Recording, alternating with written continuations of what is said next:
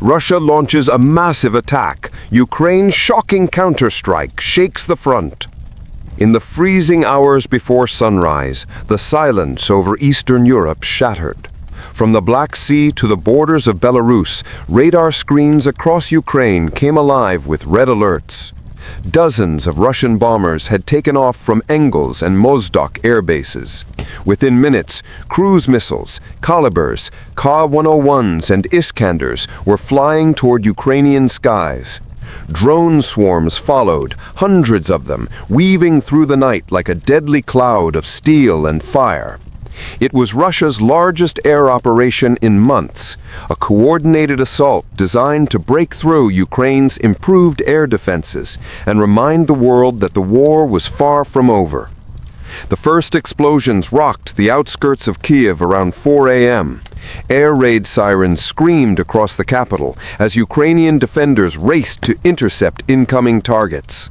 Anti-aircraft batteries opened fire, lighting the night sky with streaks of orange. Dozens of explosions echoed through the air, some from intercepted missiles, others from impact zones. Lviv, Kharkiv, Dnipro, and Odessa were all under simultaneous attack. Russia had fired more than 120 projectiles in less than an hour, aiming to overwhelm Ukraine's radar systems. But Ukraine was ready. In recent months, Ukrainian forces had reorganized their air defense network with Western assistance. Patriots, NASAMS, Iris-T, and S-300 systems worked in coordination, guided by real-time intelligence shared by NATO satellites. Ukrainian operators intercepted more than 90 missiles and drones that night, a record-breaking success rate. Videos uploaded by residents showed fiery trails in the sky, followed by cheers when explosions marked successful interceptions. Yet not everything was stopped. Several missiles struck power infrastructure in central and western regions. Temporary blackouts swept across cities. Trains halted mid-journey. Emergency crews rushed to restore power as fires burned in industrial areas. But the damage, though visible, was limited compared to what Moscow had hoped for. The goal of terrorizing civilians into submission had failed again. As the dust settled, Ukraine prepared its response, swift, calculated, and far-reaching. Within hours, Ukrainian drones were in the air. Long-range models, some developed secretly with Western technology, flew across the border toward Russia and occupied Crimea. Their targets were not random.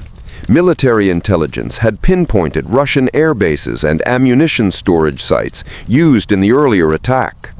By the next morning, Russian social media channels were flooded with videos of massive explosions in Kursk and Belgorod. At least 2 airfields were burning. Satellite imagery later confirmed destroyed aircraft and fuel depots. In Crimea, secondary explosions continued for hours, suggesting ammunition hits. Ukrainian officials, as usual, remained silent, but the pattern was clear. The counterstrike had been both immediate and devastating. Meanwhile, on the front lines in the east and south, Ukrainian ground forces exploited the chaos. Russian troops, distracted by the failed missile campaign, were caught off guard. Ukrainian brigades in Donetsk launched surprise assaults on Russian trenches near Avdiivka, reclaiming key high-ground positions. In the south, near Robotne, Ukrainian armored units pushed through weakened Russian defenses, supported by precise drone-guided artillery fire. The scale and speed of the counterattack shocked observers.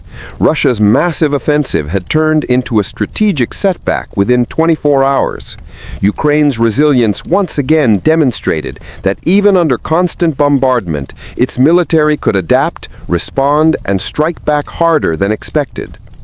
Analysts describe this exchange as a symbol of the new phase of the war, a phase dominated by technology, precision, and speed. The traditional front lines of trench warfare were now merged with cyber networks, satellite surveillance, and artificial intelligence guiding drone swarms. Every missile launch carried not just destruction, but also data, information about defense systems, radar positions, and electronic frequencies. It was a war of algorithms as much as of soldiers. Inside Russia, the failure to achieve results despite massive firepower caused frustration among pro-war commentators. Military bloggers criticized command strategies, calling them outdated and predictable. Some even questioned how Ukraine's drones could penetrate Russian airspace so effectively. In Kiev, meanwhile, the mood was one of grim determination. The people had survived another night of terror, and the military had delivered a powerful message. Ukraine was no longer on the defensive, it was fighting back on equal terms. Internationally, the exchange reignited debates about escalation. Western nations praised Ukraine's defense efficiency, but also worried about rising risks as attacks spread deeper into Russian territory.